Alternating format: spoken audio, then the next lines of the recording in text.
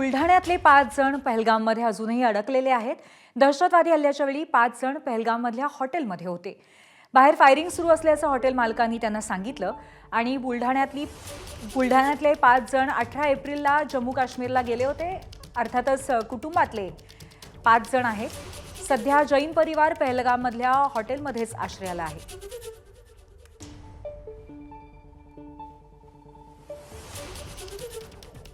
3 दिवसाचा आमचा सोनमार्ग, गुलमार्ग व श्रीनगरचा टूर संपवून परवा रात्री आम्ही पहलगामला आलो। काल दुपारी जेव्हा आम्ही इथून फिरण्यासाठी बाहेर निघण्याची तयारीत होतो तेव्हाच आम्हाला हॉटेलच्या मालक व इथच्या कर्मचाऱ्यांनी कल्पना दिली की बाहेर फायरिंग सुरू आहे। टीव्हीवर व इतर ठिकाणी बातम्या बघितल्या, प्रकरणाची गंभीरता कळाली। त्याच्यामुळे आता इथे फिरण्याचा किंवा थांबण्याचा आमचा उत्साह मावळलेला आहे। आम्हाला त्वरित इथून बाहेर निघायचं आहे। तरी शासनाला विनंती आहे की आमची इथून बाहेर निघण्याची व्यवस्था करावी ही विनंती। एबीपी माझा, उघडा डोळे बघा नीट।